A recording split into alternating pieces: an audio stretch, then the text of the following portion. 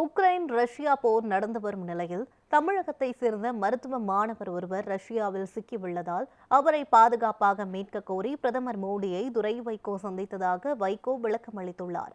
தூத்துக்குடியில் மாவட்ட மறுமலர்ச்சி திமுக சார்பில் ஸ்டெர்லைட் ஆலை போராட்ட வரலாறு குறித்த பொதுக்கூட்டம் நடைபெற்றது.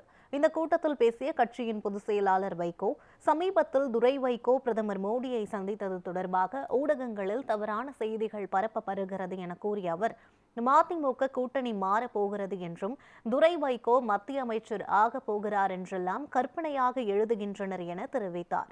உக்ரைன் ரஷ்யா போர் நடந்து வரும் நிலையில் தமிழகத்தை சேர்ந்த மருத்துவ மாணவர் ஒருவர் ரஷ்யாவில் சிக்கியுள்ளதால் அவரை பாதுகாப்பாக மீட்க கோரி அவரது பெற்றோர் துரை வைகோவிடம் கூறியுள்ளதாகவும் இதுகுறித்து பிரதமரிடம் தெரிவிக்க சந்தித்ததாகவும் விளக்கம் அளித்தார்.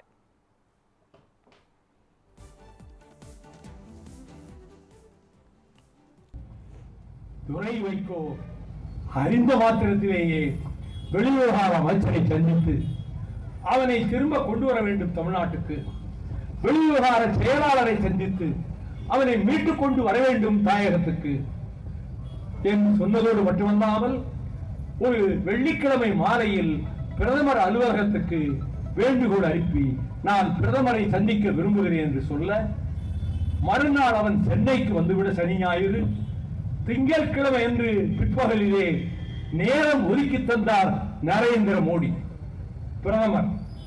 அவரிடம் போய் சொன்னார், இந்த கிஷோர் சரவணன் மட்டுமல்ல, நூற்றுக்கணக்கான மாணவர்கள் ரஷ்யாவிலே இப்படி சித்திரவதைப்பட்டுக் கொண்டிருக்கிறார்கள், எல்லோரையும் விடுவித்துக் கொண்டு வர வேண்டும், ஆவண செய்யுங்கள் என்று அவர் செயலாளரை அழைத்து இதன் மீது என்ன நடவடிக்கை எடுக்க வேண்டுமோ உடனே நடவடிக்கை எடுங்கள் என்று சொல்ல, ஆக தமிழ்நாட்டிலே இருக்கக்கூடிய பல குடும்பத்தினர் தங்கள் பிள்ளைகளை மீட்டுக் கொண்டு வர அவனை அணுகி இருக்கிறார்கள்.